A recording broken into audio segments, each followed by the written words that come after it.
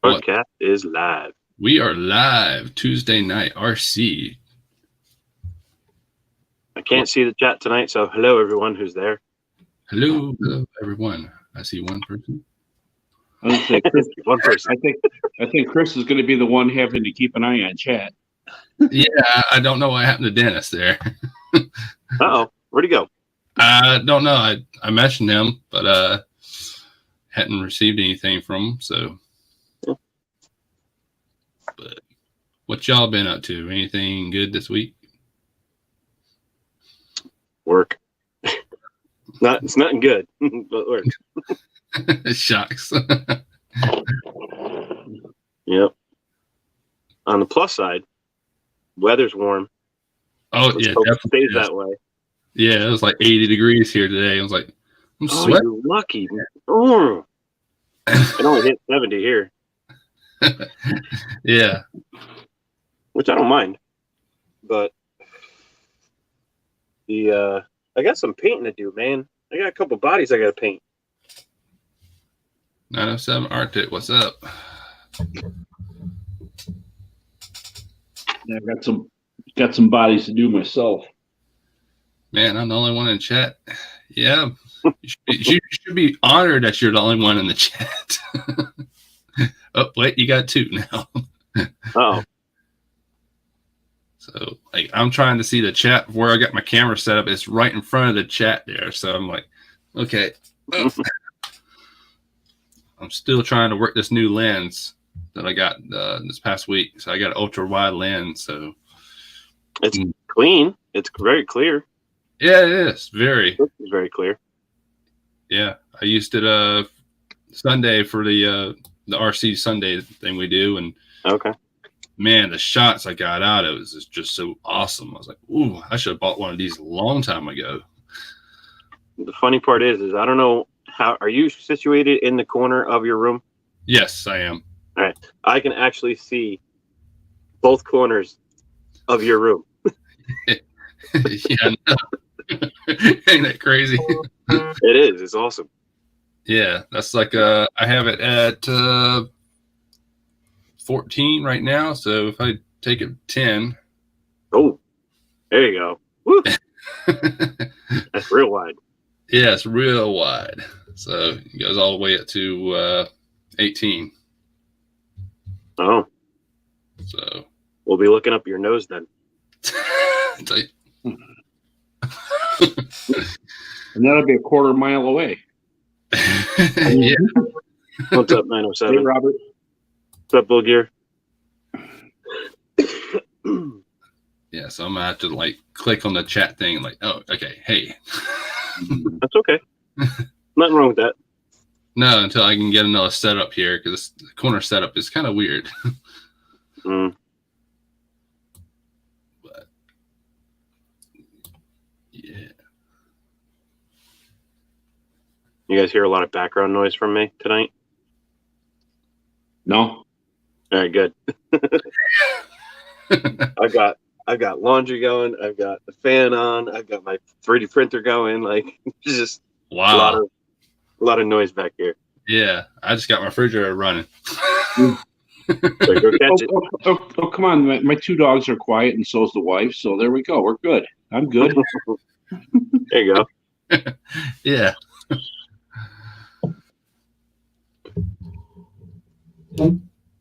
Try this. Damn it. All right. I think I need a bigger screen. There you go. So yeah.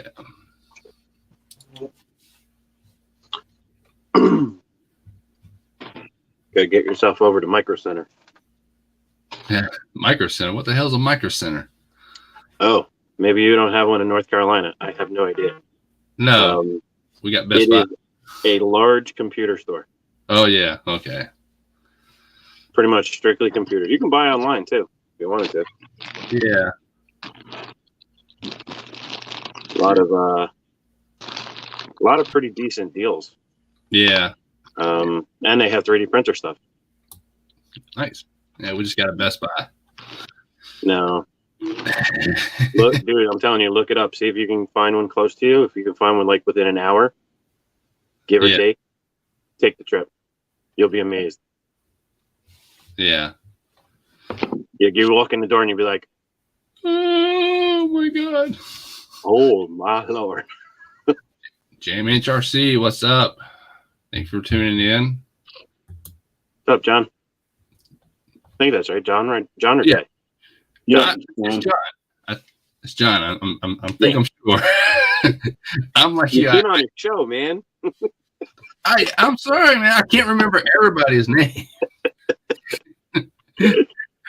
Stuff getting old, huh, Chris? The what? Oh yeah. I know. It's like my beard is starting to get a little bit of gray in there. I was like, oh no, this has got to go. Yep. Mine started around 35. Yeah, I know. My uncle keeps playing around with me. He's like, I was about your age when I started losing my hair. I was like, oh God, don't tell me that. Oh, there he is. Good evening. Yeah, you got the name right. What's going on, John? How's it going? Same old, same old. Yeah. Say, Sean gonna jump in here? What's up, Sean? Hop in. Angry Irishman. Not a problem. 907. Thanks for tuning in. Take care, 907. Yeah, John. His name is Robert, I think.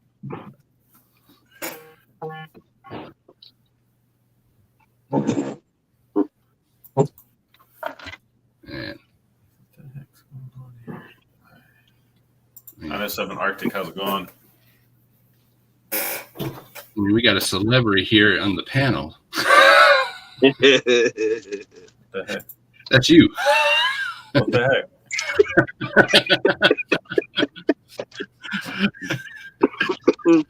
Oh man. What you been up to, John? Working, unfortunately. I'm working on my personal car. Uh-oh. What you do to it? See, Friday I put a battery in it. Last night put a starter in it. And tomorrow it's getting some tires. Oh, Lord. No. Boy. Spending some money. Yeah, unfortunately. Yeah. I hate that. What kind of car? Is it your daily or is it like a project car? Or? It's my daily. It's a Chevy HHR SS. Huh? So, yeah, I found it's not good when the starter starts smoking. No. Not a good thing. No, that's never a good thing. Hell, I've never had that one happen. So, hell with that, you might as well just do the alternator too and just completely cover the electrical system. right? I mean, just be done with it. You know? Oh, yeah. Change all the fuses, too. Yeah. I mean, the reality is I can't be mad. It's got 268,000 miles on it. And, you know, it's an awesome vehicle. It's been phenomenal. So I can't really be mad, but Yeah. all happening at once. Mm-hmm. Yeah. Let's see. Keep cars long enough to work on them. Yeah, I try not to keep a car I have to put tires on. I run from 6-inch rims to, you know, bigger tires now on a truck. So, you know, truck tires are a lot more than, you know, a little 17 Oh, yeah. wheel is. Definitely. Depends on what tires you're buying. Yeah, I know. You know, I have to buy like off-brand ones. Oh, I'm not even talking about that. Some of the car tires are like $300-$400. I know. God, I was like, shh. Like Yep. the tires I have on there now are Falcon Wild Peaks, and they're like $280 a pair. Just for one, I was like, ooh, this is gonna hurt me. Yeah. Yep, Wild Peak ATs. Yep. I mean, they're a great tire. I mean, they came with them on the vehicle when I bought it. So I mean, they do awesome. Trading in my wife, Carson. Just hit 20K. Hey, if you have the means of being able to do something like that, go for it. Yeah, I like not having a car payment. I like Me too. it, but you know, I'm making a car payment now. Yeah.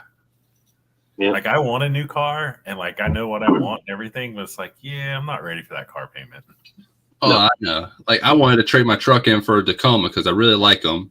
I go to the dealership there, and the guy's like, "You got any cash to put down on?" I was like, "Not really. I was going to do a trade in my truck here." He's like, "Yeah, just go somewhere else." I was like, "What, dude? You didn't even run my credit, man." I was like, "I got Nope. A1 They don't credit." want to hear it. Yep. Yeah. I know a few people, well, not a few, a couple people that they ordered the new Bronco. Oh yeah. One person ordered it, we're 4 days away from getting it, and the dealership called them and said that it was $26,000 more for the truck. And she was like, "Wait, what? No, forget it. I'm not taking it." Like it's insane. They want to like just gouge the hell out of the price of cars now. It's insane. Yeah. Especially trucks. It's truck market, unfortunately. Yeah. It's pretty much everything. Yeah, Because yeah, everything it is. But trucks are really crazy, especially used trucks. Yep. I mean, Ford and Dodge both had to reconfigure their computer systems because the silicon chip shortage. And then, I mean, dude, I work at a body shop, so I'm running into part shortages everywhere between body parts, mechanical parts, suspension parts. Like, I've got cars sitting in my shop that have been there for a couple of months waiting for parts because they're on back order. Yeah. Here you go. Non-driver. I had a seatbelt break, just the buckle, Mm-hmm. and waited 3.5 months for the part to come in. Mm-hmm. Was that recent or is that like last year? Oh, this was back last year, early May. Wow. Even back then. And the worst part is it was a 2018 vehicle. Yeah. Oh, So, yeah. you know, it's like Mm-hmm. It's completely insane. Yeah. So, guys, the topic tonight is: do you buy used RCs, and should you buy them or should you not buy them? I want to kind of cover that. What do you do when you're looking for a used RC? What's Preferably somebody who is not going to rape you on the price. That's true. I've bought used before. I have a few used rigs, and I mean, I think it depends on what you're looking for and why. You know, Yep. That is what it comes down to. I mean, I have a lot of my rigs are new as well. Granted, I won some of those, so maybe it don't quite count, but I've bought some of them as well. But I think it comes down to like I bought my DR10 drag car used, and that was more I came across the deal and I was like, ooh, that's a good deal. I'm taking it. I wasn't really looking for it. It just came across. Mm-hmm. And then of course you get the old ones like my Evader. You can't buy those new, and I have a spot for those. So anytime I see something pop up used or chassis or whatever, I pick those up because you can't really get the parts. Yes, I work with it. Sean recommends everybody buy used RC. Why would you recommend everyone to buy a used RC? Because he's got a few for sale. Yeah. That's true. I was going to say, well, you know, if it's one of Sean's RCs and he particularly doesn't like it, heck, all it's been driven is once.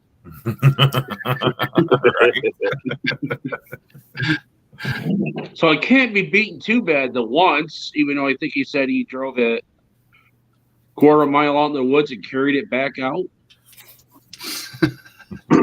That was what, the VS410 Yeah. Pro? Yeah. Yeah.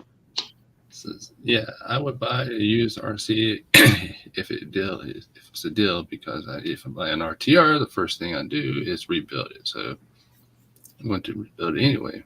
True. I agree with that. Yep. In all honesty, unless I'm building a custom rig I'll buy it. I'll buy a new RTR or, whatever, a kit, build it, drive it, see what I can improve. That's how I always been running. I mean, yeah, I put big motors and everything, but I still run them before, I upgrade them. Yeah. Like I said, unless the custom rig, which so far the only two custom rigs I have is the comp truck and the 6x6 right now. So to me, it's like real cars, because I've dabbled in, real cars, playing with them, fixing them up and stuff. And, technically modifications don't really increase the price of the car unless that particular person is looking for that exact thing and they're willing to pay, whatever in the world. But typically speaking, you're not going to get your money out of a modified car. Nope. Right. My feeling in a RC, it's sort of that way to a certain degree. I mean, you might get some more out of it, but you're not going to get what you got into it out of it. So definitely a good deal out there to be had if in the right situation. Yeah. Listen, you're one of the big wigs. I picked up 2 used rigs. One of them was gone through by the hobby shop. It was a good deal. Well, okay, I'm still going to go through it anyway. And then I bought another one off a buddy because the one I had was in rough condition and needed to be severely cleaned, and I needed it. So I was like, all right, well, I'll just pick that one up. They're both cheap, so it was all right. A couple $100 on both of them, so it was like, all right. Yeah. Well, something like that's worth it. But yeah, if you're turning around looking at like I was just saying, like one of the big wigs, like one of the big wigs from YouTube, they'll turn around and they'll build the truck, they'll run it through a comp or a trail or something like that. Next thing you know, it's posted online for sale for $2,000. Yeah. And it's like, wait, what? No, it doesn't work that way. Like you literally have like $900 into this thing. Why not sell it for like $1,100? Make a couple $100 on it instead of like double your money. Yeah. What's that, Tom? RC? Joe I've seen Gary, that happen on numerous occasions. I think that comes back to that part of obviously what somebody's willing to pay, and unfortunately, there's people out there that's willing to pay big money for something that the big YouTubers have touched. Yeah. Yep. Well, me with the racing scene. Heck, I seen the same car in 3 different hands within 2 months. Yeah. It's like it just gets passed around. Oh yeah, I'll take a couple $100 for it. Okay. And 2 months later, it's back posted again, and someone else has got it. It's like, okay, what the hell's the problem with this thing? That everybody's passing it around. Yeah. I've seen that happen. And I just don't sell rigs. Well, yeah, Gas monkey garage prices, people buy large. Yeah. Yeah. Prime example when Aaron from RC Sparks was moving and stuff, and he was selling off all them cars and stuff. Yeah, sure, they're great built and done well, but some of them prices, wow. Yeah, I know. I was like, ooh. $2,500 and $3,000, and he sold what, like 150 or something like that. He sold. Yeah, exactly. Yeah, that went all into his construction fleet. Yeah. Oh yeah, that was like $15,000. Yeah. So, dude, some of those trucks are ridiculous. Yeah, I know. Yeah. I think that one excavator he paid $15,000 for. Yeah. Yeah, something stupid like that. Yeah, I paid $500 for mine. I mean, I know there was a span there of like a few weeks. He got that one at $15,000. He had another one that was like $5,000. Another one that was like $8,000. It's like, Jesus Christ! Like, yep. And like I said, you've seen it because you're at USTE. That guy that was riding around in that dump truck. Yeah. I hate to see the price tag on that stupid thing. Oh yeah, I can only imagine. I think Was that I one? think he's had that one for a few years because it's been at UST the last 3 years. No, I'm just saying in general, you know. But it had to be expensive, no doubt. Oh yeah, exactly, 'Cause exactly. The axle on that thing is massive. The rear end, I looked at it. The pumpkin is like this tall, like on that thing, and it's like a small ball. I'm like, dang. Like, Nice. Full gear. I have a rig I'll sell for $3K. You have a rig I will not buy. That's what I was thinking too. I was like, yeah. No offense, but No. That's like somebody here locally is trying to sell a stock axial SCX-10-2. The only thing he's done was wheels and tires and a bumper. He's trying to sell it for $900. I was like, dude, you're not going to get $900. He's like, it's coming with the batteries, the charger. I was like, no, you're not going to get that, especially if it's stock. shoot, in some instances on some of these sales, you can get an RTR with a battery and a charger for $400. Yeah. Yeah. Cost that to build it. You got a lot of money in that rig there, bud. Yeah. That goes back to, I hate to say modifications don't always increase the price of a rig. I mean, Yep. Yeah. I mean, So, but if somebody will pay for it, hey, no, if you sell it for that, great.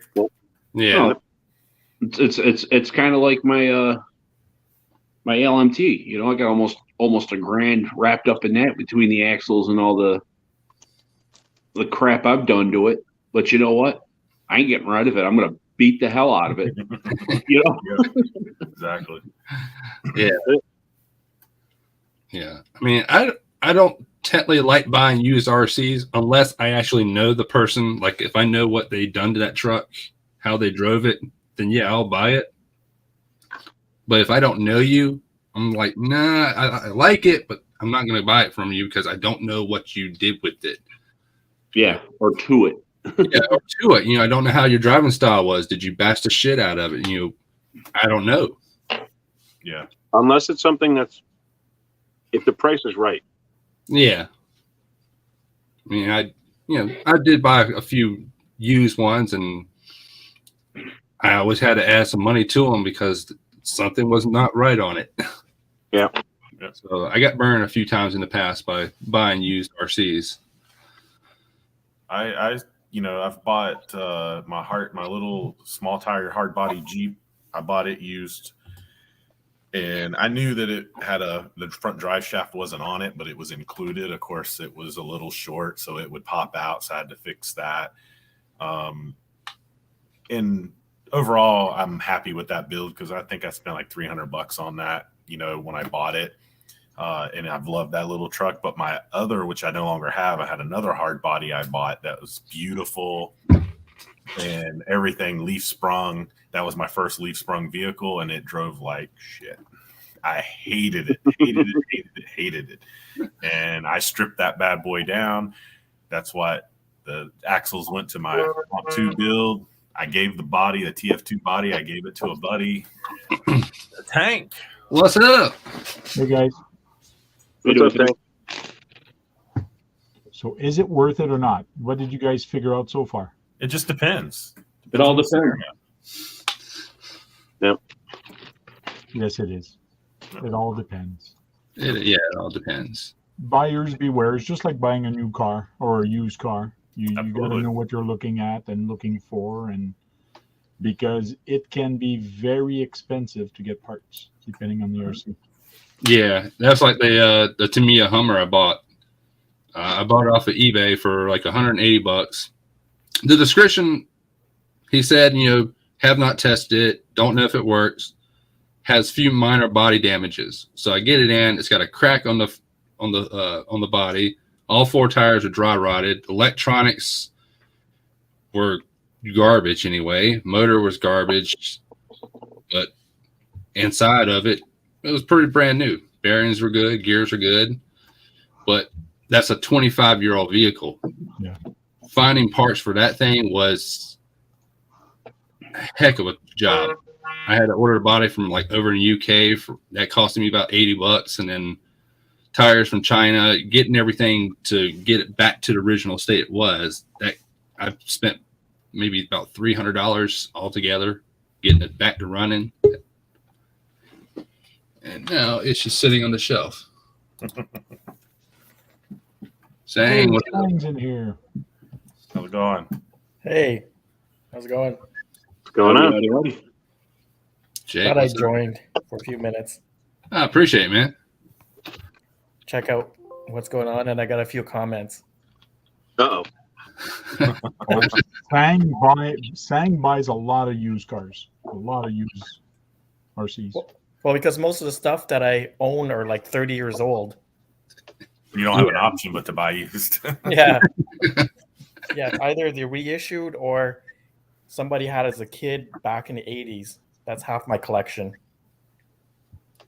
Nice. Yeah. So you buy a lot. In that case, you buy used. Unless if you find a new in the box, then they want like $1,000 to whatever. Right. So there's no choice to get used. Yeah. I saw a rig recently that I didn't know existed. A Tamiya stadium truck. I forgot the name of it. Stadium Blitzer. Yes, that's it. That's So a buddy of mine actually has it sitting on his shelf. It's an original. He had it, when he was younger, and sitting there. And I was like, I've never even heard of this. I was like, it's just cool, just to be something like that. it's not bad. Blitzer would be about early mid 90s. I don't know, maybe mid 90s. I'm more into like the 80s stuff. Yeah. I find the quality in the 80s stuff overall is better, but that's just my opinion. Mm-hmm. Yeah. Yeah. Oh, I agree with you on that. 2 spots left in Sean's raffle. Very nice. It's almost Cool. filled. Yeah. Let's get her filled up so we can draw. Yeah. So if anybody wants to get into it, 2 spots left.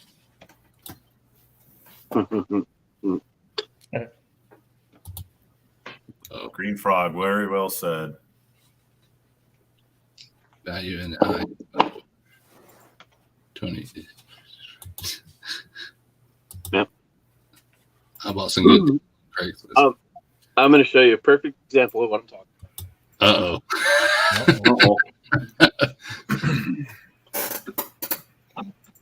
And I do agree, Craigslist, or not so much Craigslist. I don't deal with Craigslist, but Facebook Marketplace. I've seen some good Original deals. Wraith. Original Wraith 2.2. I bought from a buddy of mine for $250. Nice. That's a good deal. He had all kinds of lights on it and all kinds of crap. It's got a, what the hell is it? It's a Castle 4-pole 2S motor, a DTX, and it's got an original Sidewinder, short course truck, ESC in it. Yeah.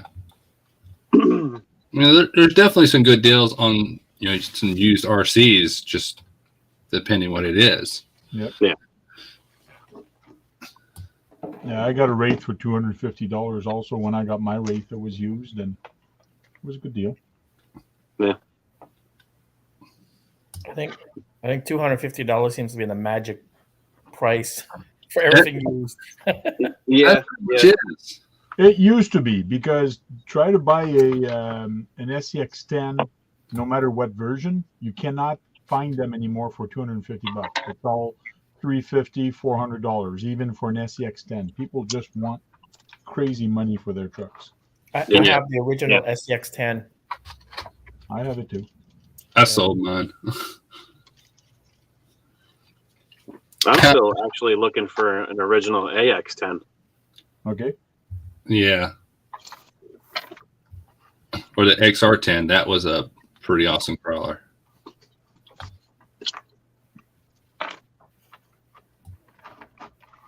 XR10.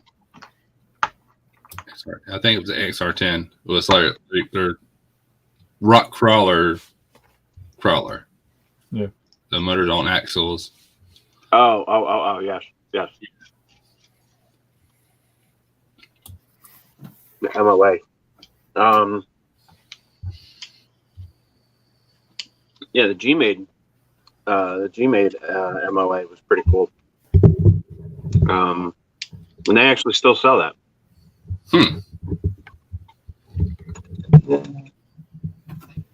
At least I think they do. Was that R1? The R1, yeah. Yeah, R1. It might be an R1. Yeah. Dang, 350 this year. Yep. You're absolutely right. I don't find new RC price has gone up that much despite inflation. I would agree with that. Yeah. I think you get more bang for the buck with new stuff. I mean, they're keep constantly raising the bar on the RTRs. It seems like, in my opinion. Yeah, like when I was a kid delivering newspaper around 1986 or 87, you get a kit they have to build, a Tamiya or Tamiya, for like $150, and the radio is like $100. Battery is like $50. By the time you're done, you're spending around $350 back in the late 80s. Mm-hmm. That's like spending like $800 now, and you still have NiCad, brushed motor, AM radio. Right, so right now, like for $400, you could get a pretty good car, like ready to run. Mm-hmm. Yeah. Now that ready to run is between $400 and $700. Yeah. One that used to be, $300 last year. I find I'm not a big fan of Arma, but just because I find they look ugly, but they're really good cars. You could get a good brushless Senton or Granite or whatever for under $400, and they're awesome vehicles. That was last year. No, this year. They're still that low? Yeah, about that. Well, maybe. Yeah, Radio Shack talk. I think you mean Toys R Us talk.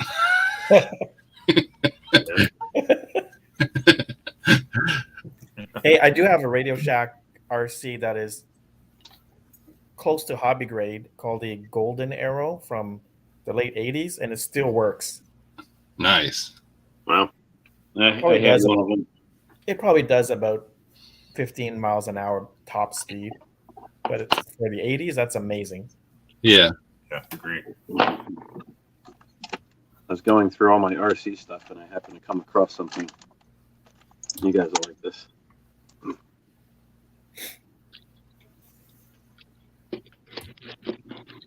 Oh yeah, it's an old Tekin EC. Uh-huh. Yeah. Tekin was the best. Like they still make good ESCs. They've been, you can't go wrong with Tekin. But that's probably like 25 years old and it still works. It probably does still work. And yeah, you're not far off. I think it's about that.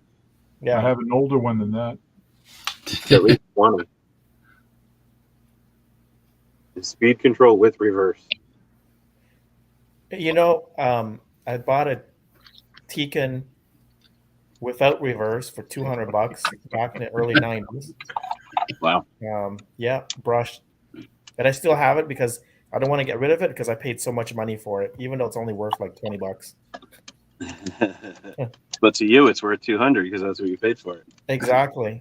Yeah. It was so cool. It didn't have reverse, but it has regenerated. So when you put the brakes on, it recharges your battery. Huh. Oh, wow. That's crazy. Yeah, I'm not making this shit up. It's true. I forgot the model, but I got it somewhere downstairs. Because back then you're running NiCad, so you want to, if you're racing, you want to preserve, right? Because you're running 1200 or 1500 NiCad, and the race heat was like 4 minutes. So if you're running 4-wheel drive NiCad, you'll get about 4 minutes of runtime.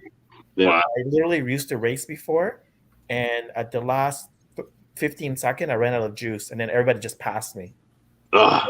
Like literally, you have about 4 minute race the heat, and your car run for 4 minutes. Back then, oh, the good old days. Yeah. That's an awesome statement, Joe. And the hype. Ask that I stupid raised question, the price goes up.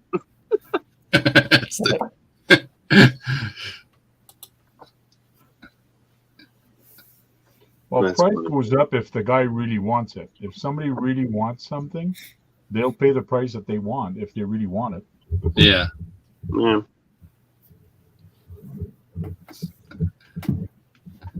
The part that sucks about that for the other people who want it but can't pay that price, it jacks up the price for everybody else. True. You know? But it's the way of the world. The way of the world. Yes, it is. Yeah.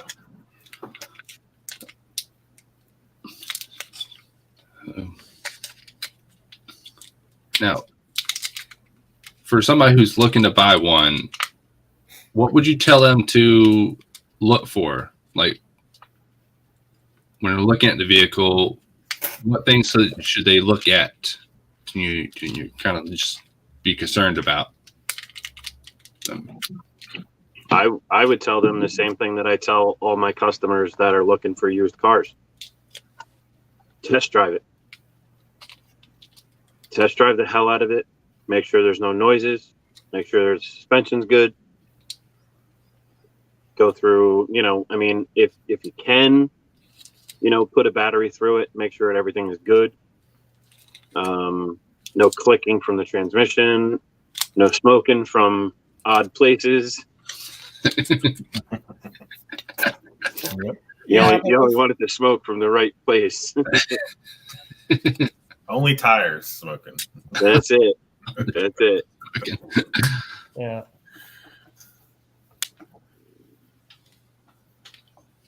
I mean, you're buying a car. You're not just buying and granted, you're buying a toy. Let's be honest. You're buying a toy. Mhm. It's an expensive toy. Yeah. But Actually, that's it's a still good toy. point. That's a good point. I bought it was just a cheap ECX short course truck. It was such a good deal, like $100, ready to run. The truck is only worth about $160 new. But I thought, hey, and I didn't try it.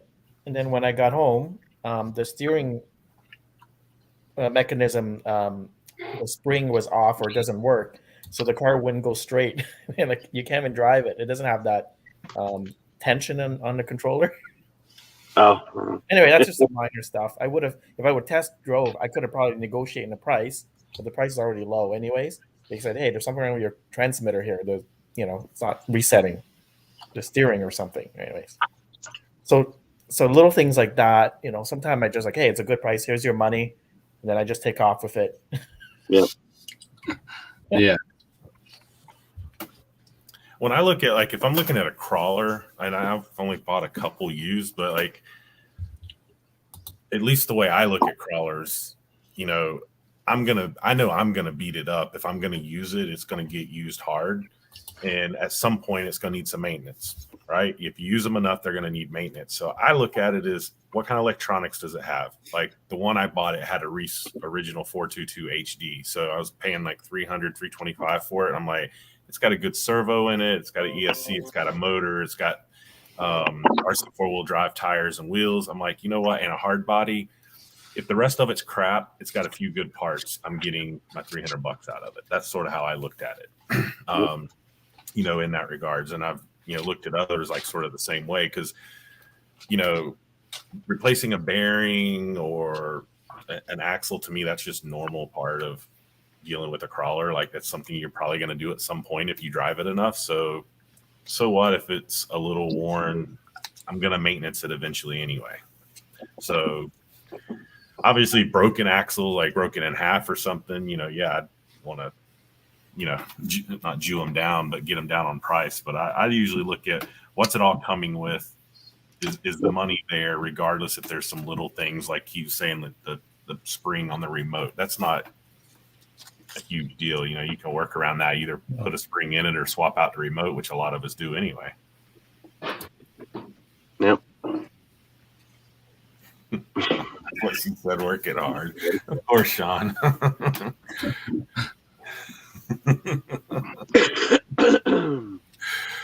Oh. Yeah, Facebook Market drivers be nuts. People wheel and deal and say no. No, I refuse to sell anything on the Facebook Marketplace. I do. Yeah, that's the same thing. I refuse to sell anything or buy anything off of Facebook Market.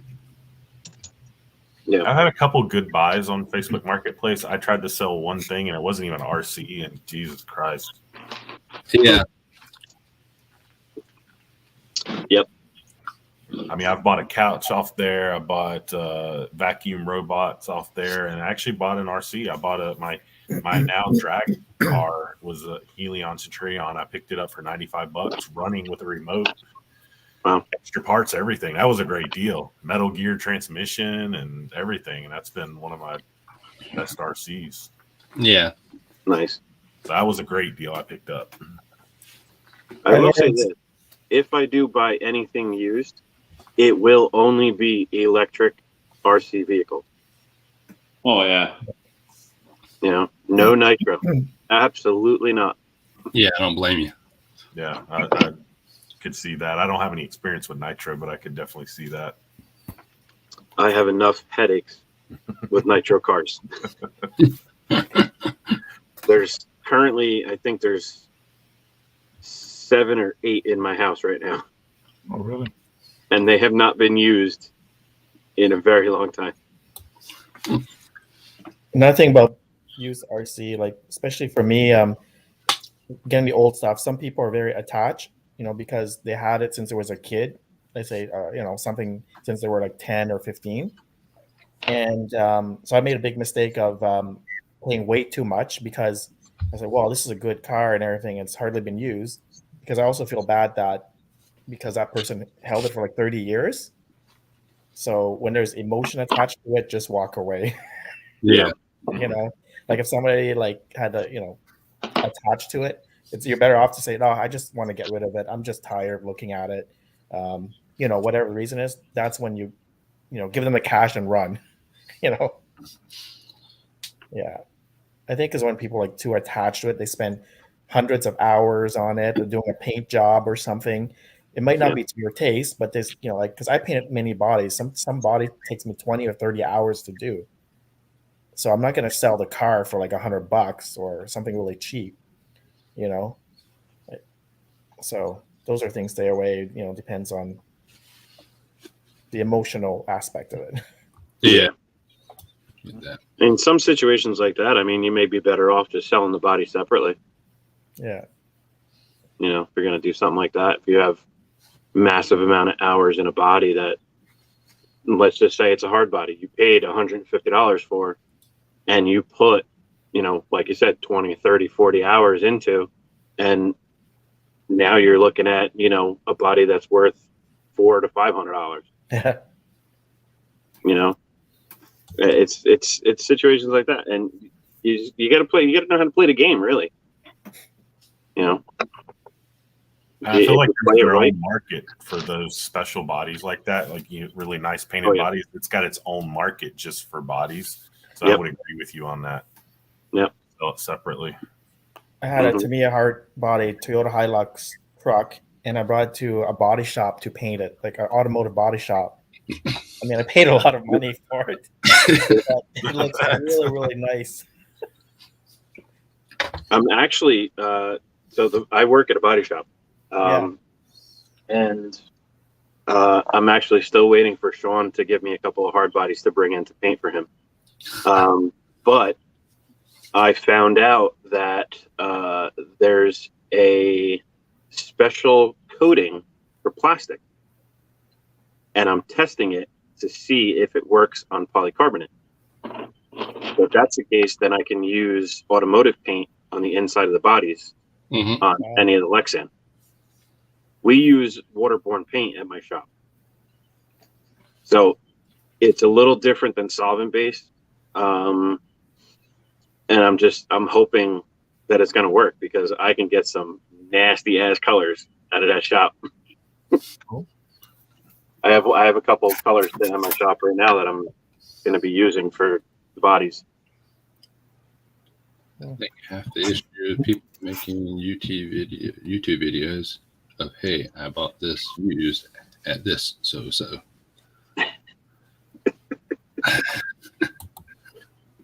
Yeah.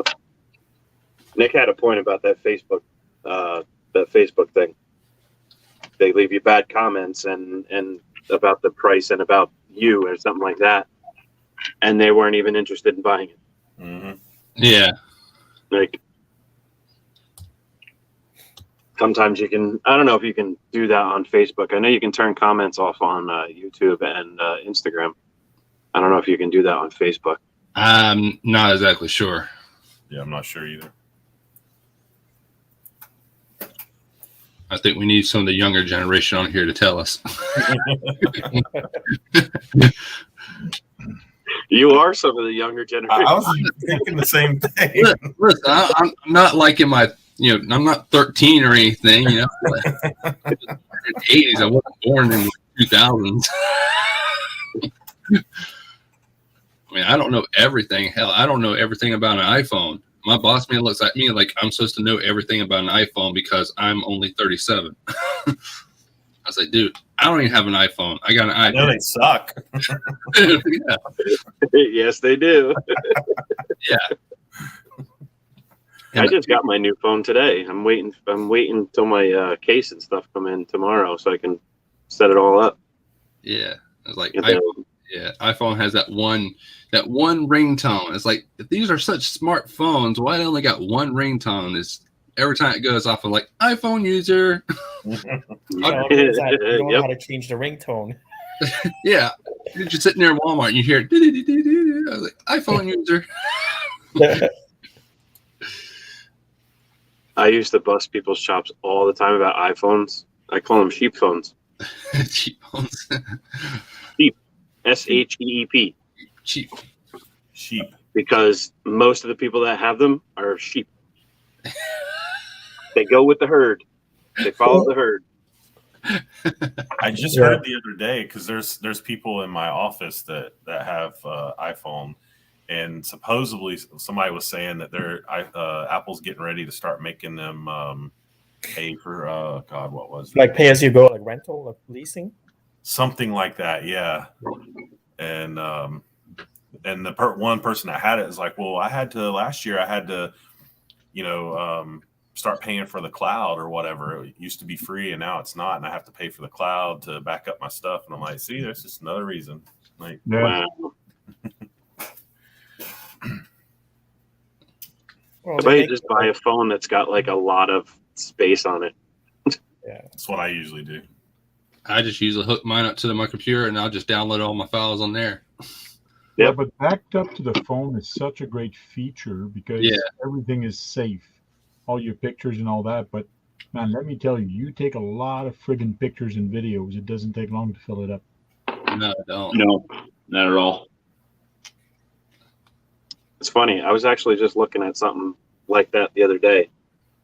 On my phone right now that I'm on, I have 200 and something apps on my phone.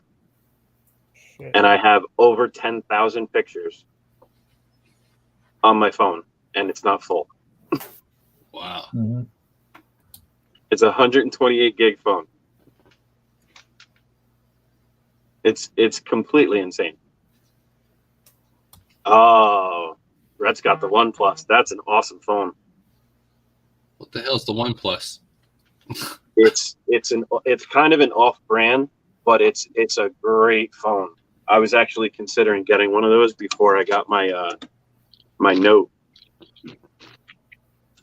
It's got a lot of cool features and it's unlocked. You can use it on any if you get the right one. That's unlocked. You can use it on any service. Yeah, I'm like 5 years behind on technology. That's because you're in North Carolina. Yeah, I'm in North Carolina. Let's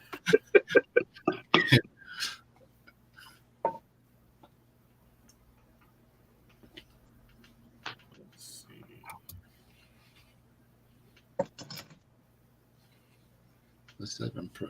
Plus is a few years old. Hell, I'm still rocking that S20.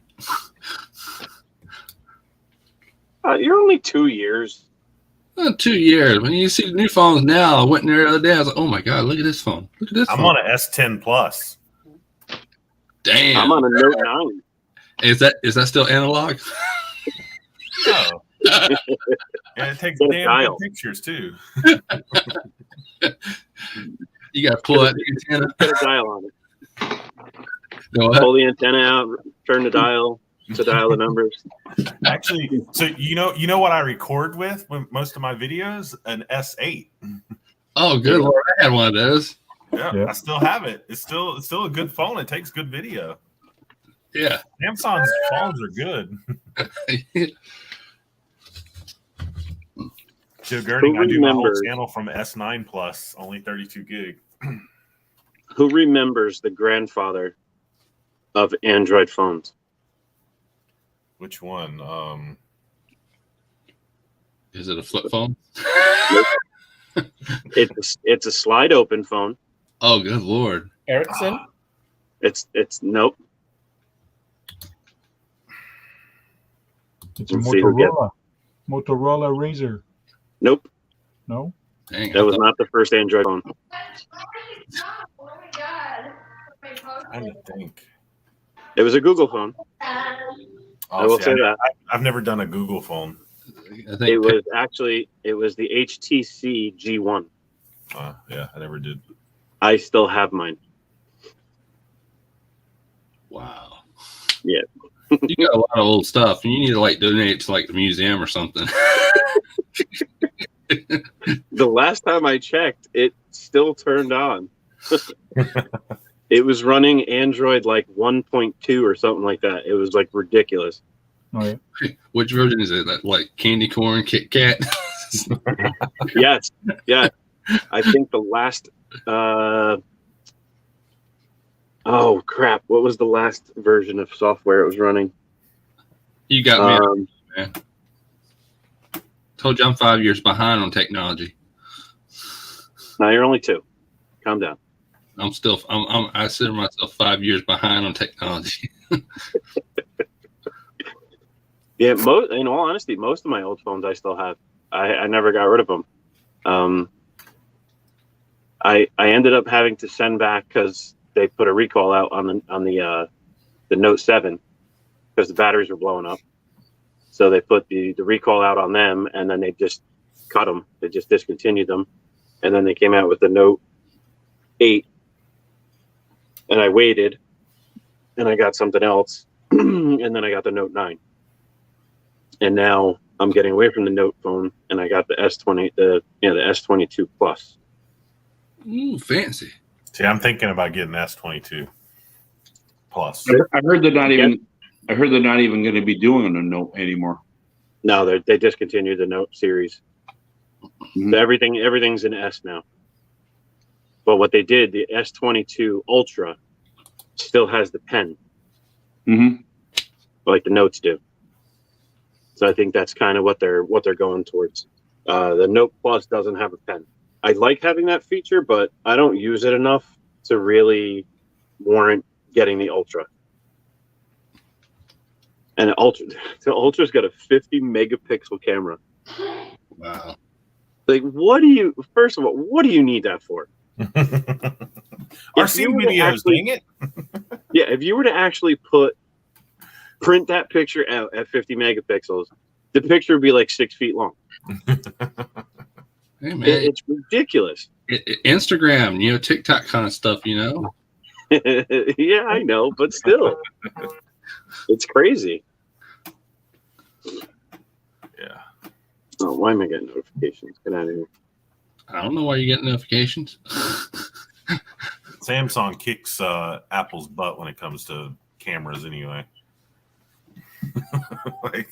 Yep. Apple tries, but they just can't get it. Yeah, but you want to hear the funniest part? The new Apple phone, guess what cameras it's running? Probably running Samsung camera Mm-hmm. because they've been getting their butt kicked by him for so long. Yep. My ex-wife is Apple person. And when she got one of her phones, she's like, "Oh, check out this camera." And I'm like, "Yeah, my S8 has that." like, you're still behind the times. Yeah, it's a good picture, but it's still behind. Yeah, the funny part is your phone, that S8 is 10 years old and hers is brand new. Exactly. Gotta love leftover parts. Yeah. Very good point, Joe. Very good point. Yeah, very definitely.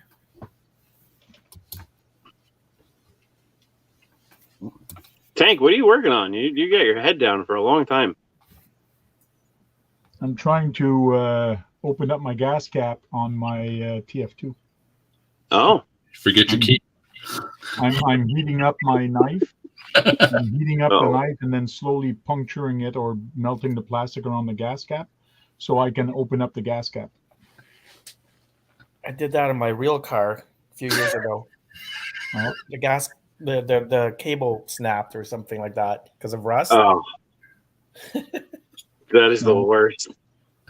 I'm doing this because there's a scale event this Sunday, which I'm hosting, but my son is going to attend and he's going to use my truck.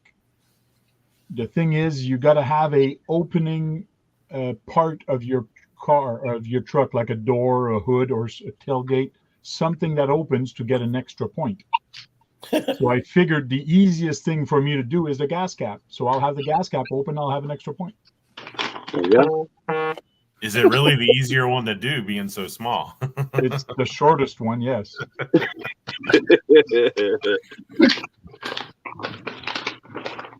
That job will take them 2 hours instead of 4.5 with the hood. But I just noticed because I fell on this truck a few years back, well, about 5 years ago, and the whole body cracked, and even went up to where the gas cap is. So as I'm cutting it, I'm noticing my gas cap is now going in 3 pieces because the crack was going right through the gas cap. Oh, wow. So I might have to do a styrene one or glue it all back together. We'll see. Or just no gas cap. I gotta have an opening. I have to have It something. would be an opening if it wasn't there. Maybe open. Now the question is, Tank, do you have something to put behind it that actually looks like a gas cap? I could put something in there, yes. Just have like a small towel hanging out of it. You open the gas door and it's like there's a hand in there like this.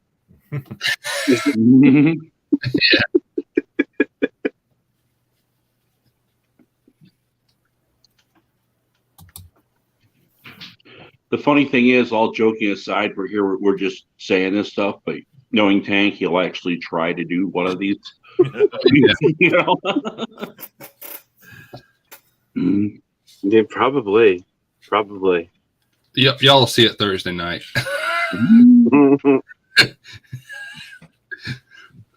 Tank, did you finish the mini, the 1/32 or whatever, the low build?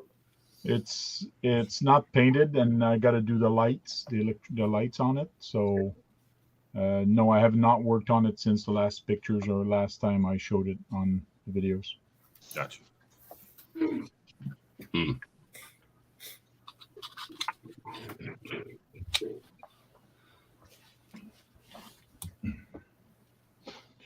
My butane torch ran out of butane. Uh-oh. That ain't good. Nope. Refill. Now you got to do it the old-fashioned way. Cigarette lighter. Yeah, but not the short ones. You the short ones, you're asking for trouble. Mm-hmm. Yeah, after you've been holding it for a while going and you go to relight it, that thing gets hot. Oh, yeah.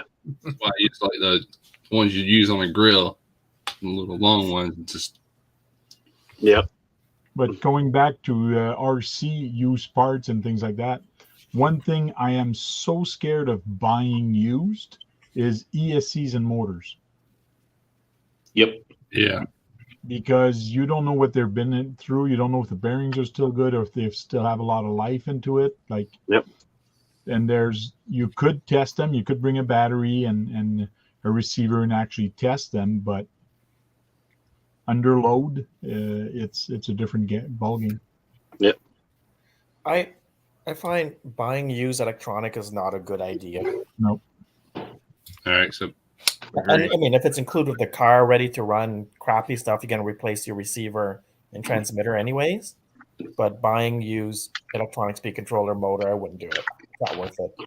And from a crawler perspective, I feel like it's pointless because, I mean, you can get a Holmes hobby motor for $20. You know, you can get a 1080 for 40, 45, or that new one. I forgot the name of it. That's like you can get anywhere between $25 and $35. Off Amazon. yeah, Too many cheap options for the ESC and motor that are good options, Yep. to worry about picking up a used one. Unless you picked up like a lot of just a bunch of stuff, I wouldn't do it either. Agreed. yeah. It's the same thing with servos. If you're buying a servo that's used and it's not in the car, there's no way for you to test it unless you have a servo tester. So it is tricky buying used parts. Mm-hmm. Oh, That That was doesn't sound like iPhone. no, that's Android. It sounded like ESPN update. yeah. Or the next question is, And that's time. Let's go to the next subject.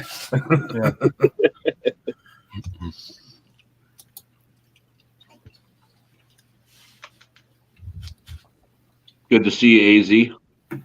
Yeah, definitely. Hope you're feeling One better. nice thing about buying used, it's good. Some stuff you can't buy in the stores anymore. Like certain models are discontinued, or certain things you just can't get them in stores, so you have to buy used. Right? Yeah, that's true. About it. Yeah.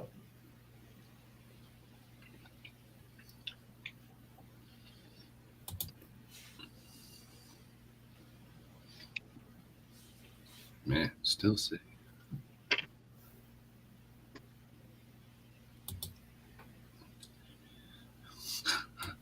I feel like we're missing somebody on here.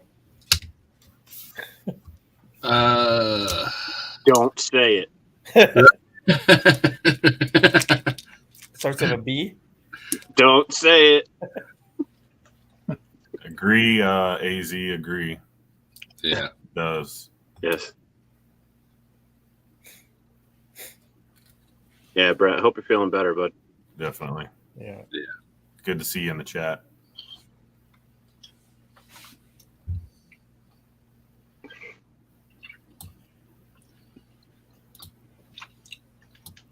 Now, would y'all buy used tires? tires, I have. Tires, yes. Okay. Yeah, I think I would. Trying to think if I have. I mean, I guess it really depends on what it is, what they are. Yeah, I was gonna say. I mean, I've been rocking the hell out J Concept tires lately. I have a lot of them, and they're cheap enough. So, I mean, that's Hey, another if I'm thing that there's a lot of good tires, like crawler tires on the market now for good pricing. So it'd have to be a really good deal, in my opinion, to buy them used.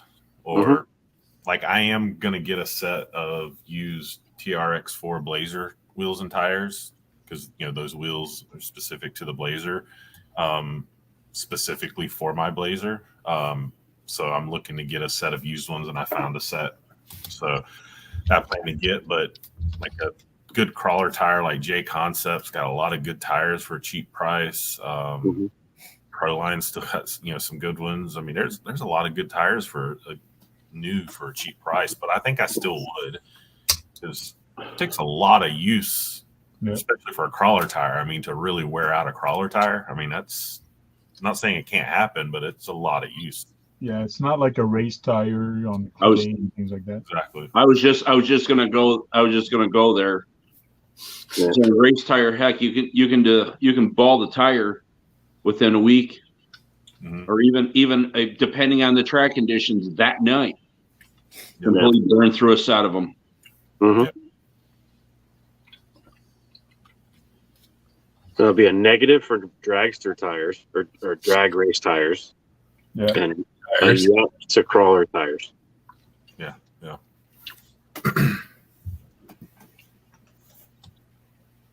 I said it all depends, like I said, as far as the racing goes. Then again, like I said, I'd have to know who had it and where they are run. Yeah. If it was one of my race buddies or something like that, they had a set of tires that I blew one of mine up. He goes, "Hey, I got a set right here, all ready to go." I might consider. Right.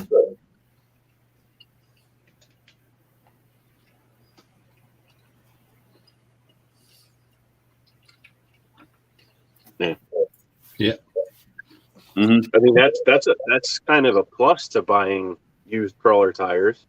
They're kind of broken in, Yeah, absolutely. you know. Yeah.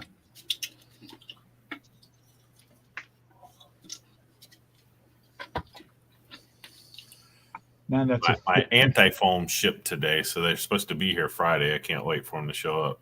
Oh, you were one of the lucky people that bought some? I bought me a set. I just bought them a week and a half ago. Oh, wow. No. I guess it's catching up. Was lucky. Yeah, they have it listed as a two week turnaround on their site. Mhm. So I mean, it's been a week and 2 days since I ordered them, I think. So, Okay. and I'll have them Friday. So I'm like, yes, Yeah. I guess we bought some new printers, some more printers. yeah, It's catching up. yeah. But no, I actually tried. About 2 weeks ago, I was at the Exoplex for open crawl day and was doing some testing, and one of my locals guys was there, and I have a set of landmines that I've used on my comp rig with different foams, and I've just not been happy with them. He goes, I got a set with the anti-foams in them. You want to try them? I'm like, yeah. And I put them on, and a night and day difference in that tire with the anti-foams. And I'm like, Yep. Yes, I'm doing it. I got to do it. The stock J Concept foams are not great. But have you seen the Endura dual stage foam? I have no, I don't think I have. I put a set of the CI foams in the front, and it was better, but just not good enough. But no, I haven't.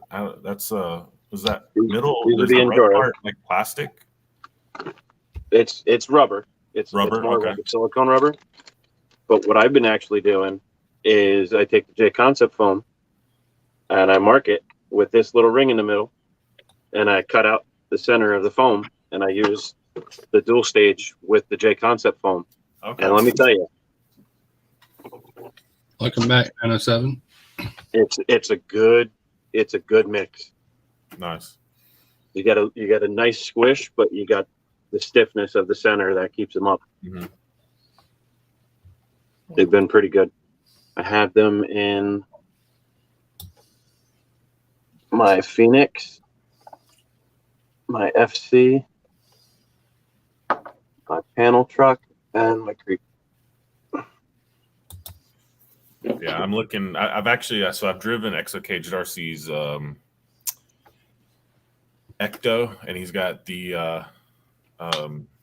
I forgot what tires, but he's got the anti-foams in it too, and I was actually impressed with that. And I was already debating because of that, but when I tried those on my rig the other day, I was like, yeah, because I was getting ready to sell my landmines because I was just like, yeah, they're not doing it for me. But now I'm like, okay, I'm gonna put the anti-foams in them, put them back on, give them another try.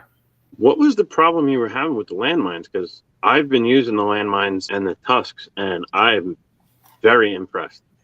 Just not like, so for me here where I crawl, the landmines with the foams that I've been running, the two different foams versus just the TRX4 Canyon Trails. The Canyon Trails blew them away. Just I could get so much better grip. Keep in mind, my rig is under 5 pounds, and I have found that when you're when you have the lighter weight rig, the foaming is super more important than on a heavier rig. And I think that's where the anti-foams are going to sort of make the difference. So. AZ Froggy, he can have up to 10 people on here now with StreamYard because he paid the license. It's now up to 10 people, so he's not full. He can add more people. Yeah, I just saw that. Sorry.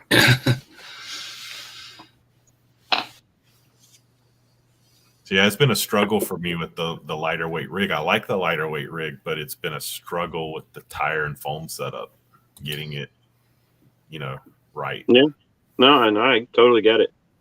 You got to test. Yep, that's it. You just got to test. Lots of testing. Yep. So now that you said that, now I'm going to look into different foams for my comp truck. I haven't run it yet, but it's under 5 pounds with a battery. Yep. Mine too. So, fully ready to go. Mine's like, what was it? 4.7 or something like that. I think I'm trying to remember, but something like that. So it definitely, when you get under 5 pounds, it definitely makes a difference. Foaming a lot. And sadly, the Canyon Trails that I run on it are literally the ones off my TRX4. So they're glued on there, and they're the stock foams in it, which at this point have been wet so many times and deteriorated. But it just, because of the weight of that rig, works well. On the TRX4, because it's a heavier rig, they're a little too soft. But right. So now on you're running this on your on the one that's under 5 pounds. That's your comp rig. Yes. Yep. You don't ever run that in water, do you? I have actually just recently. Did you vent your tires?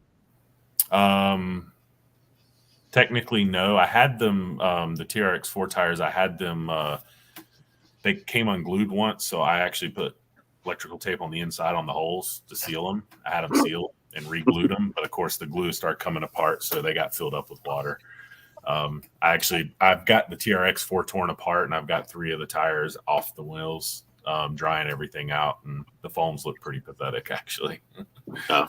I don't know if I saw the picture, but yeah, I guess they break down a little bit over time, but yeah, and then being wet definitely did not help them. No, not at all. I was like, I pulled them out, and I said, "Oh, that's so pathetic." Yeah.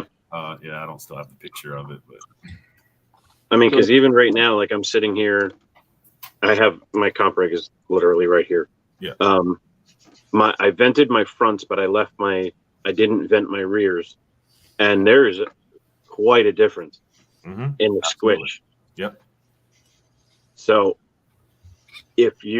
maybe you should try venting your tires. Well, so my landmines, because I mount them on some Proline tires, those are vented.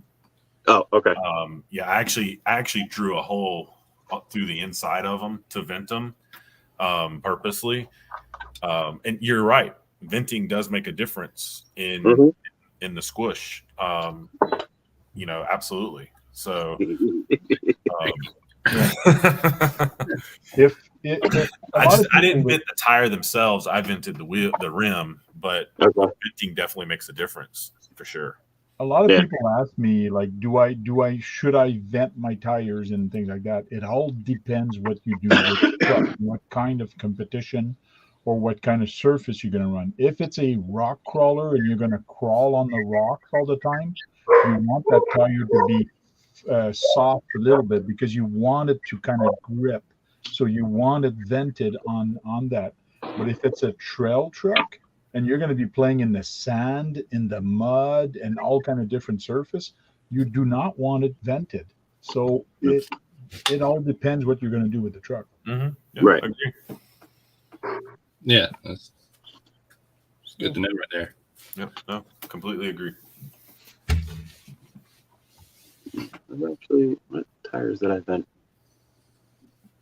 And I think more importantly, too, because I've done this, like, what works on one rig isn't necessarily going to work on the next rig. That is true. And the landmines is a perfect example. There was tons of people where I crawl running landmines, and I'm sitting here watching these rigs are doing awesome. I go get landmines, and I'm like, why the hell? Like, then I switched the foams in the front, went to a better foam in the front, and I'm still like, I'm not getting the results they were getting. And it took me a while to realize the weight of the rig really made. When I finally realized the weight of my rig compared to the weight of those rigs, there was a 1 to 2 pound difference. And I realized that makes the difference. A little bit of a night and day difference there. Yep. Big difference. Yep. Oh, come on. You're not supposed to take your tires off of an all seized up vehicle and squeeze water out of the tires from Axial Fest last year. You also have to be careful of not having too much squish or too much softness on your wheels when you're on the rocks, because you do want to have as much coverage around that rock as possible. But if your tires are too soft, you're only going to have the edge of it grabbing and not the middle. So it becomes a tricky situation. So you do have to play with the weight of your rig and the softness of the tire. That plays a big deal. And that's why those anti-foam plays a good deal, is that they have those things that you can put in it to make it stiffer or not. Mm-hmm. People don't realize there's a reason for that, and it is because the weight of your truck plays into account. Yep. It's Absolutely. Just like racing. Racing, you got to tune your shocks, you got to tune all kind of things. It's the same thing with rock crawling in competition. You got to tune those tires, and you got to tune everything. Yep. And the ones I tried, the local that let me borrow his landmines with the anti-foams, the front ones, he had, I think he told me 6 rods in the front, and the back ones he had no rods, Thanks, in them. And so he's like, make sure you put these on the front, because, I purposely made them a little stiffer because of the weight, being more weight on the front, which is where most of my weight is on my rig. It's like a 58-42. I think split is what it is. But okay. All right. This is a little bit off topic, but it's still along with tires. Yeah. Last Thursday, when I was up with Tony, doing the crawler competition with the little 24s, he put his truck in his backpack and it squished the tire, so it was like flat spot on it. Do you know that you can go get one of them, a needle from like one of your pharmacies, and just tell them what you're going to do? You can poke into the tire and push the air back into the tire and reform it. Huh. So I said, there's something for you guys. I know all you guys don't do the 24s, but I know Tony has. I think Tony, you got one, don't you? I have 2 of them. They're I'm just saying, you get a flat spot in your tire, you can just poke a little, because you're not going to run a little 24 through water, so you really don't care about that. But just an FYI, it was something I was like, "Ooh, that's a pretty cool, interesting, neat idea right there." I don't even run my 24s outside. No, you know what I'm saying? Yeah, no, I get it. Oh.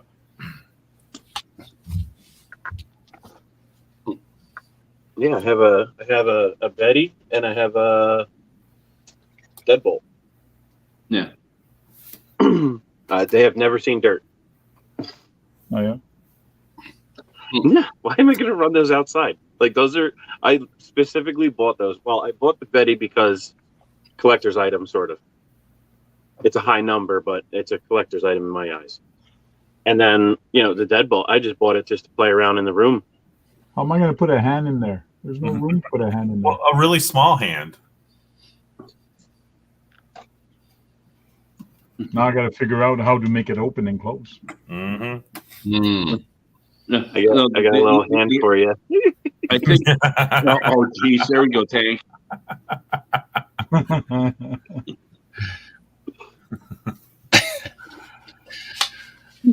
Lord. Got to have a Dean's connector coming out of it, make it an electric truck. There you go. Use part of your glasses there, and little fold ins, and you just do that. Oh, I was going to say one of the little JST ports. Yeah. That would be pretty funny. Mm. Well, guys, I think I'm gonna head out here. All right, man. I appreciate you stopping in. Take care, Sam. Yeah. Take it easy. Yeah. Bye. Better saying. Yeah.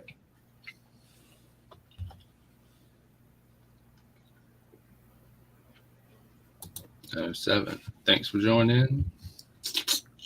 Take it easy. See you later, Robert.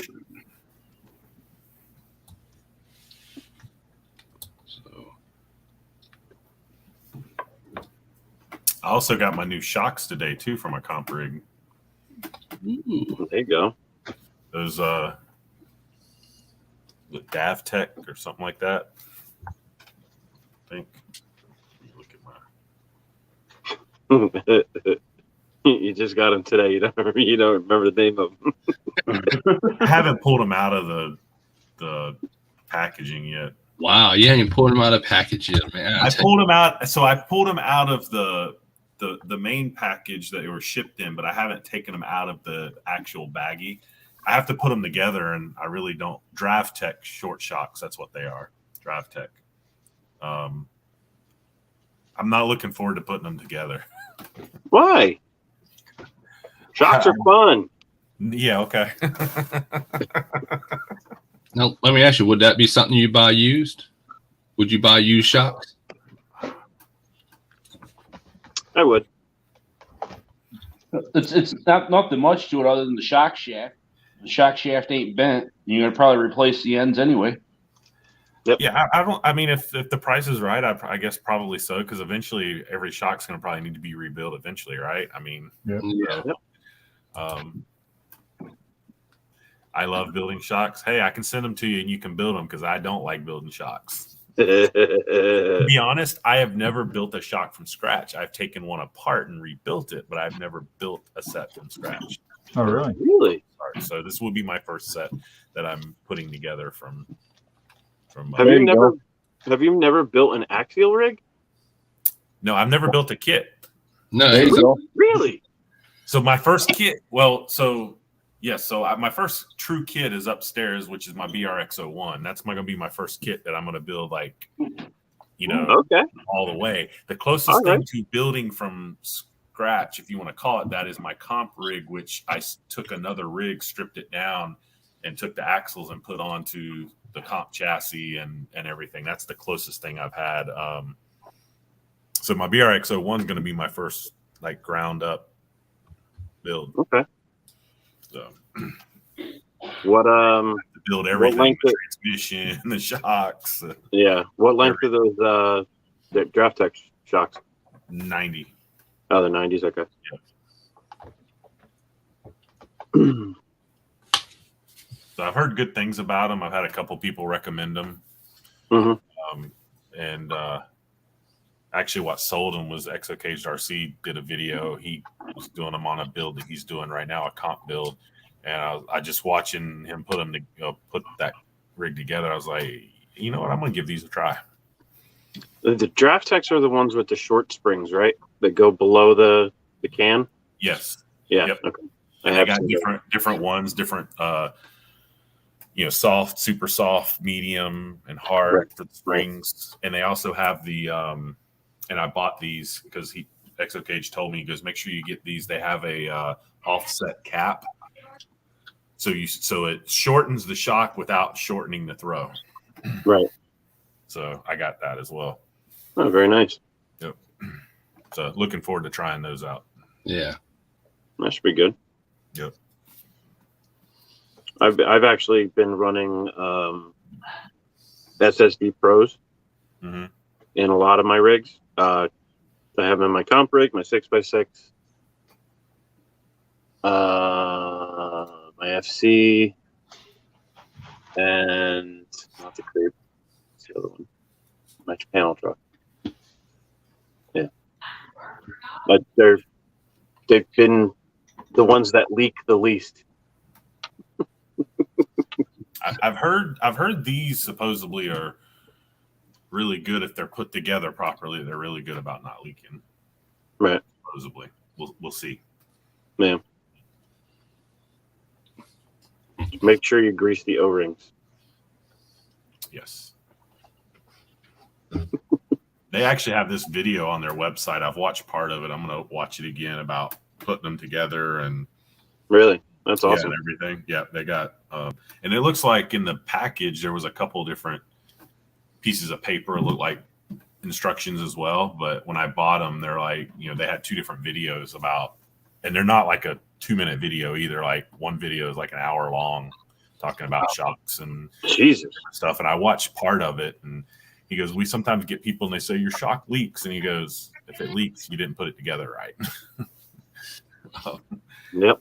And so he sort of basically goes through, how to do it and everything. They actually have an option when you buy them for $10 more. You can, they will put them together, build the shock for you.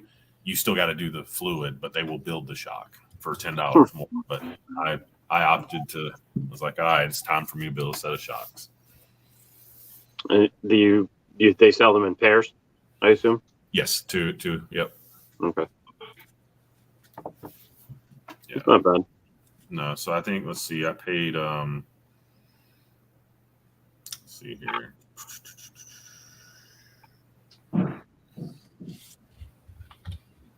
Where's my total?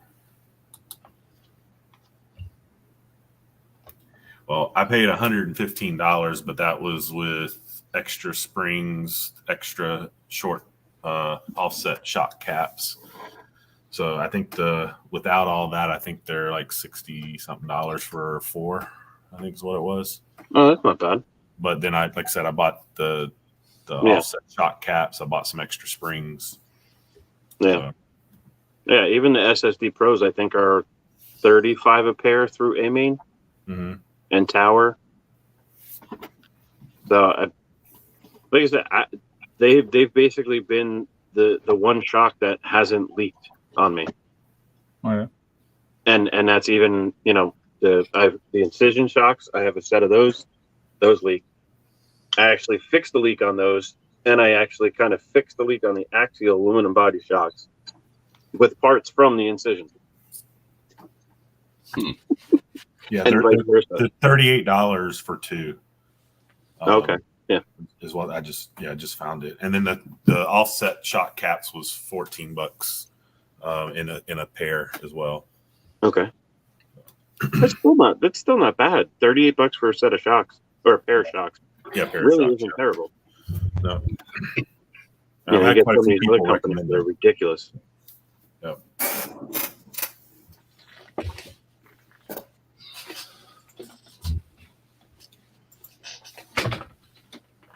What are the questions you got, Chris? Let's go. Come on. Controllers. Would you buy a used controller?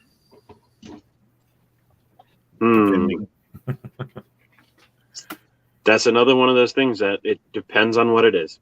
Yeah. Depends from who, and you do have to test it. Yeah. Oh yeah. Make sure it communicates with the transmitters, or with the receivers, I mean, and then and make sure all the functions are active, working. And if you are selling one, don't ask a ridiculous amount of money for it, because you're not going to get it. Yeah, really. Unless you're selling like a Sky Noble or something of that nature, you're not going to get a lot of money for it, because they're relatively inexpensive depending on which one you're buying. Yep. Take it easy, AZ. Yeah, take it easy. See you later, Brett. Have a good night. Feel better.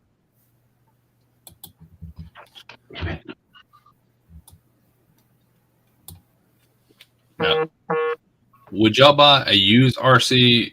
Do you want to do it online, or do you want to do it in person? In person. unless I really know the guy, I would not buy a used RC from a stranger on the internet. There, yeah, It would I've be done in both. person for me and cash only. yeah. And I know Sang does it a lot. He buys them on eBay and things like that, but you are protected a little bit by eBay on that side, so Yeah. it is scary. Yeah, I don't really like buying stuff, online that I can't actually like. If I can't physically look at it myself, touch it and everything, look at it, I don't want to buy it. I mean, that's how I got burnt with that Hummer there.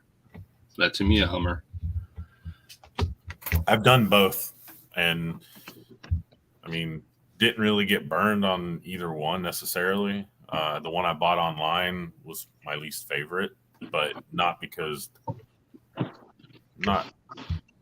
got ripped off, if you want to say that, so to speak, or anything. Just it just wasn't what I thought it was going to be as far as from the performance side of things. But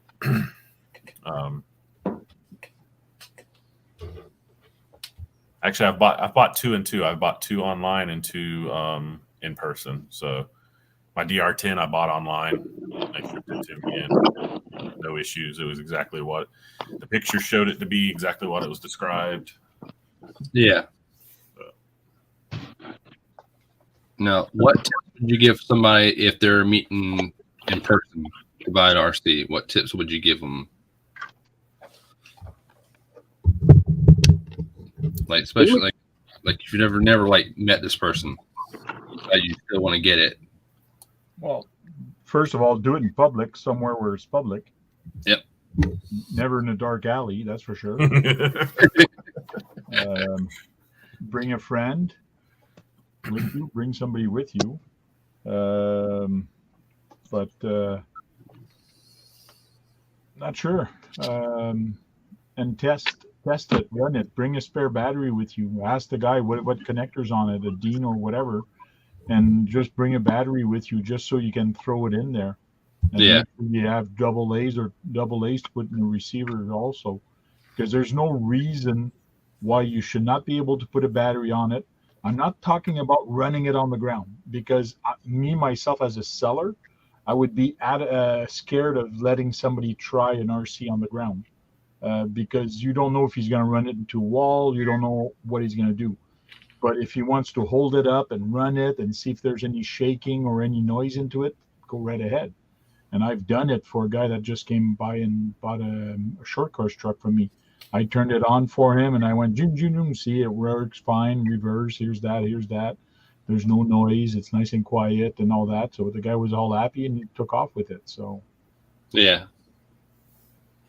Yeah, the first one I bought in person, the $95 pickup, the guy told me, he goes, hey, when you get here, I'll show you it running, which he actually put a battery in it. He handed me the remote and said, drive it. I drove it for 5 minutes, played with it, as a basher in the dirt. And, I was, all right, I'm good. Here's your money. And it was all good. The other one I bought in person, I think he put a battery in it and showed that it powered on, on his kitchen table basically. And that was it.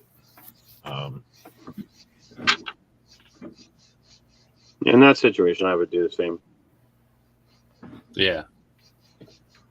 Depending on what you're buying or selling, in that instance, I would agree with Tank. Like, if you're selling something that's fast basher, like a X Max or a Max, yeah, I'm not gonna. If I'm selling it, I'm not gonna let them test it, because it's too easy to hurt somebody with one of those things that can be fast. A crawler, on the other hand, if it's really a crawler, it shouldn't really be that fast, so shouldn't be able to hurt anybody or hurt anything in a decent area.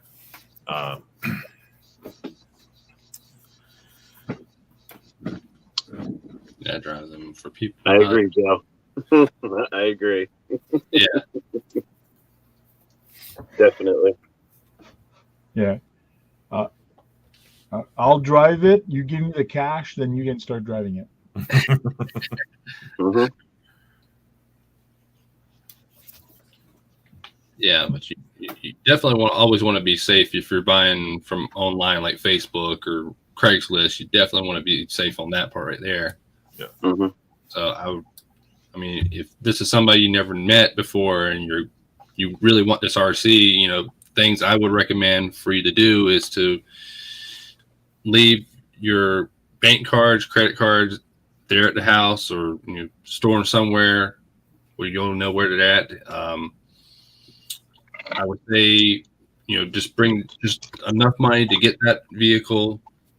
The other thing I would recommend is, with your phone, a lot of us tend to have all our personal information on our phones, or, bank card numbers, Amazon accounts. I would recommend like deleting those apps for temporarily, just to, if anybody did take, like if you did go to pick up one and it actually turned into be a robbery, someone's going to mug you or whatever, they won't have that type of information on there. So something I always do. Take exactly.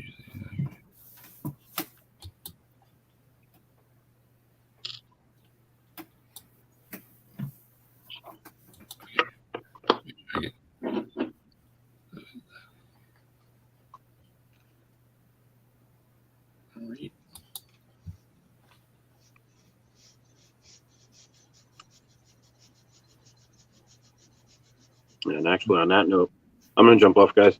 All right, man. I got a few things I gotta do. Take it easy. Just Have a good night, everybody. Everybody in the chat, take care. the Have sad fun. I'll part see you guys is later. there's a lot of crooks out there. See you later, Tony. There it is. Later.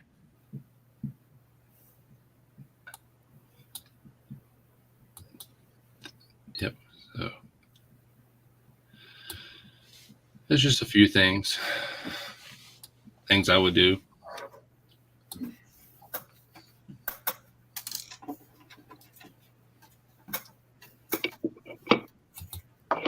Tony.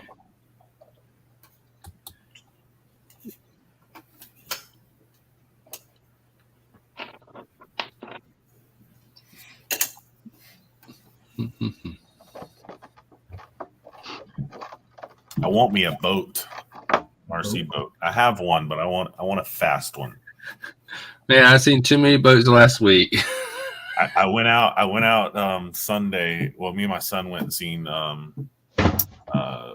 Sonic Hedgehog 2, and then after that, the locals were meeting up right up the street from my place, doing some boats, and they had some fast boats. Yeah.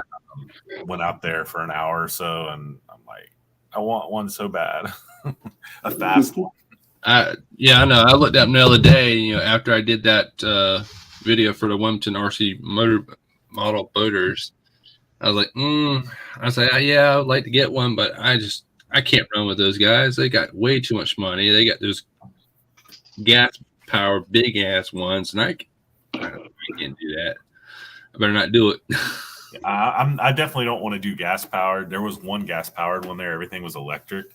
And I mean, these guys, like the one guy is doing 73 miles an hour on the water. Yeah. With his, I'm not trying to do all that, but I just want, maybe a 50 mile an hour boat, which I think I want a Sonic Wake. So yeah. The V2 one particularly, but yeah, that's supposed to be right about 50 miles an hour. It's in stock form. Yeah, if I got another one, I definitely want it to be like the self-riding one, so that way it'll flip back over. Yep. Because for me, I'll go down to the beach and I'll hit the damn waves. Right? Fly it up in the air. Yep. If it did flip over. Just like I commented on Chris's video there, the boat video there. Oh yeah. Nothing like needing a boat to get your rescue and save your boat. Yeah. Yeah. Well, what was actually cool, it was seeing their setups. They had the recovery setups. I think there was one person there with a boat, but there was two of these PVC systems with like airplane propellered motors basically on them. Yeah. And it was like a hovercraft on the water, and they go and it catches the end of the boat, and then they just push it back. Yeah. So there was a few of those there, and there was one guy had another PVC pipe thing, and he had a boat that it fit on, so he used that boat to push it. Yeah, that's what I did before. I used one of those little Harbor Freight boats to do that. And like I said, back to my point, you still need nothing like what happens if your recovery boat dies out there recovering your big boat? You know, it's. I know. It's like last week there, that boat meeting there. They have a John boat with a little trailer motor on there, and it's slow. Oh my god! And they had a few of the boats doing that, and a couple of boats were way out there. I was like, dude, what happens if that battery goes dead on that trailer motor and he's all the way out there? Who's going to get him? And not for nothing, John and Chris, you guys are both in the South, not that I'm saying alligators are too common, but if there's a pond in Florida, if there's a pond, there's an alligator. Tell him. Well, yeah, I'm just saying, I know for you, John, definitely, but I'm saying, Chris, I don't know how it is. Oh yeah, here in the Carolinas, Yeah, oh yeah, we got alligators. I mean, hell, we will sit there and go to those one spot where they kind of lay out, and we'll just slur like hot dogs, bologna. Yeah, I'm just saying, I don't care. No. Yeah, I'm adventuresome, but no. They said that there was an alligator that was swimming in that pond, and it would attack the boats, or like they might have hit it a few times, or it would attack it and just like tear off their props, tear off half their boats and stuff. It's like, so if you see it, make sure you tell us. I was like, okay. I made a mistake because of going up there watching them with their fast boats, and I pulled out my little cheap boat that I've had for like 10 years. I got off Banggood's, this little FT009. Oh yeah. Things like a 2S, I think is what it runs on stock or whatever, a small little 2S. It's not fast by no means.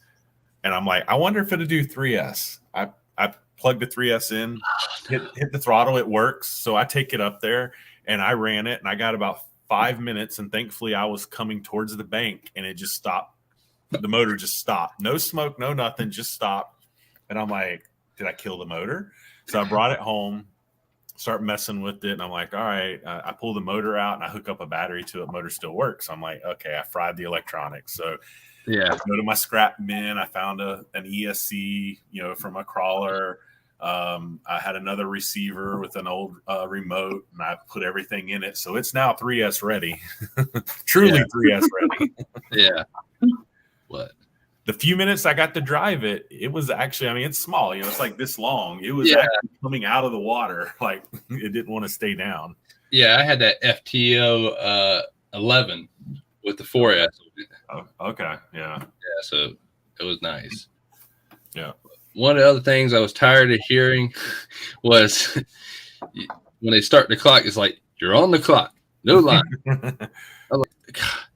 And they started saying that this week there at the crawl meet there, and I was like, don't say that. I heard it for like all day there Sunday. I don't want to hear you're on the clock. Welcome to the world of racing. I know. I was like, I was sitting there hearing it in my sleep. You're on the clock. No lines. 2 minutes. See, with this group that I went with, this is just all for fun. So there's no timing system, no nothing.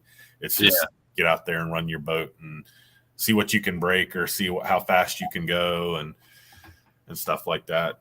Basically, we had one guy. It was a gas powered one. He beached it full throttle right into the bank. Nice.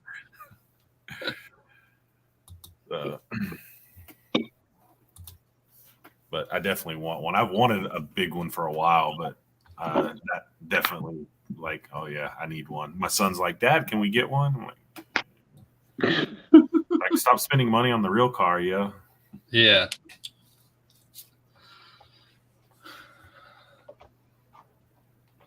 So, but Joe Girding had a good point. Don't impulse buy a used RC. Keep staring at those pics and pick it apart. No warranty once you hand over the money and drive away. And I agree. I've done the impulse buy thing. Yeah.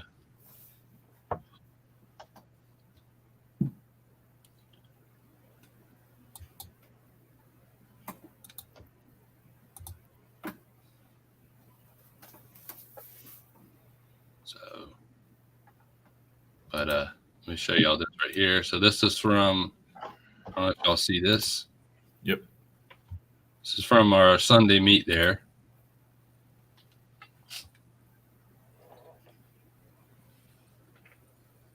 Do you have permission to play this video? Yeah, it's my video. A lot of people showed up. Yeah. A lot of trucks. The sad part there's only 9 of us.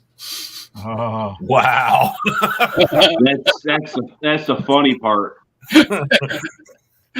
There's what, 63 trucks there, Right. you know? Yeah, there's all of us over there. So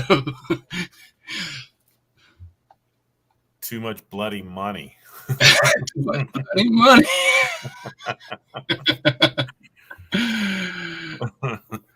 that's funny. Yeah, 9 people, and there's like 40 some vehicles there. Like we all have like 5 or 6 that we run. That reminds me of the scene in Gone in 60 Seconds. Too many self-indulgent wieners with too much bloody money. Oh, I love that movie. I used to watch that movie like every day until I can speak it word from word. And Yep.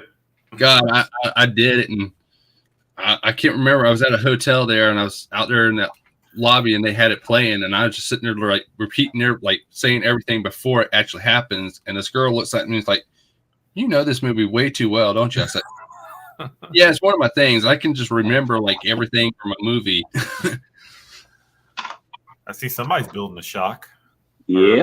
Or rebuilding a shock. Yeah. So Yeah, this when I'm done, this will be the number 12. No, thank you. I built 3 sets in the last You 2 got months. one? no, I don't got one. I'm filming it for a buddy of mine. Oh, okay. All right. But That's a big friggin' truck. God, it is. Oh, I happened to see what was it? I'm trying to think. Which Pro Line tires just came out for it? I don't know. Something did. I know something came out recently. I seen them. They're like, Jesus, they're like the size of, I want to say a cantaloupe. The diameter of them frickin' things. So It's a big truck. I personally, I think it's cool, but I would never get one.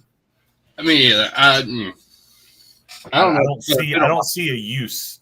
The only use I can see out of it is, and Sean says he thinks it was Thrashers for the tires.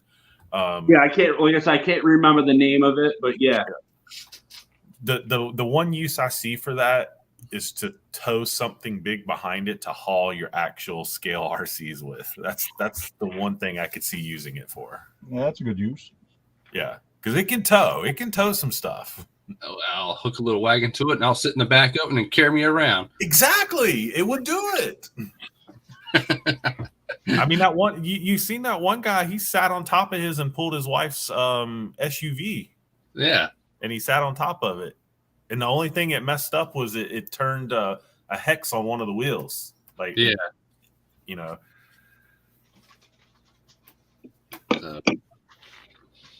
But he loaned it to me. He wanted me to do a video. He's like, "You can do it." I was like, "Oh Lord, I don't know if it's going to fit in my part." Right? Mine's designed for 1/10 scale, not 1/6 scale. Yeah. Yeah. Yeah. Anything hard crawling on 1/10 scale is going to be a breeze with that. Yeah. I'm like, this No is good. kidding. Joe Like- Girding. I pulled my kids around the snow with my SCX6. Yeah. I bet. Now that might be a vehicle that I can crawl on the beaver dams with. That's true. Yeah, I bet it'll float Yeah. them tires. Yeah, I know. Hey, Joe, does it float? Do you know? Joe?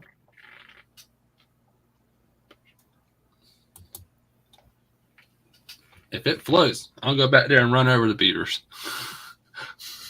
It's definitely, from what I've seen, it's definitely is well made.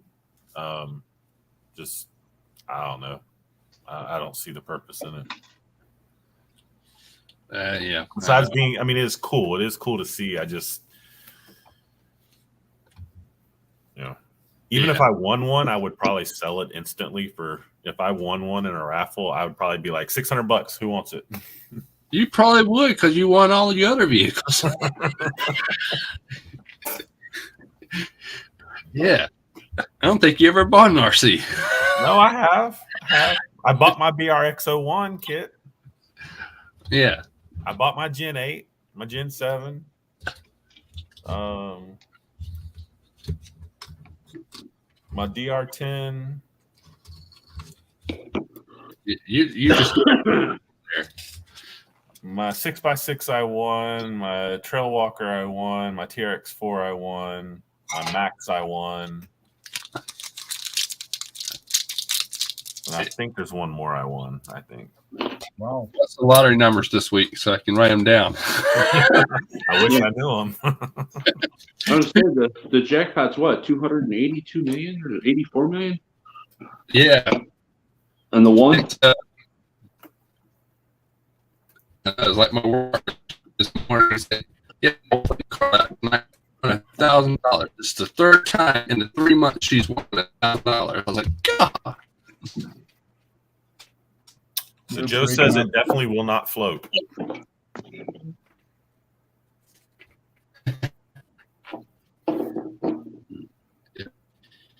No, I'm just saying the size of them tires. It wouldn't surprise me if it did.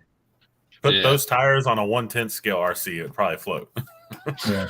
Well, heck, and just because I know from Axial Fest, an SEM10 will float on the tires.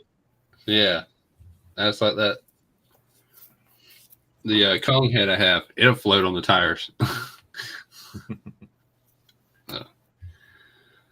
Well, guys, I think I go ahead and call it a night here in the stream. So, guys, start your goodbyes. John Martin. Thanks for having me, Chris, and I'll see you guys on the next one. All right. And JMHRC. Everybody in the chat, thanks for hanging out with us. Chris, thanks for putting chat on. Thanks for having me. Enjoyed it. Hit the like button, guys, on your way out if you hadn't already. Yep. And Tank. Hey, thank you for putting the link and doing this. It's very fun. And go charge up some batteries. Go out there, break something. Because if you're not breaking anything, you're not having any fun. Right, John? That's right. Not at all. Yeah. And for myself, I want to say thanks to everyone in the panel and everyone who joined in tonight. Appreciate it. Everyone in the chat as well. And everybody who's watching, thank you for watching. And I will see y'all in another stream, hopefully. So, see y'all later. Good night, everyone. All right. No.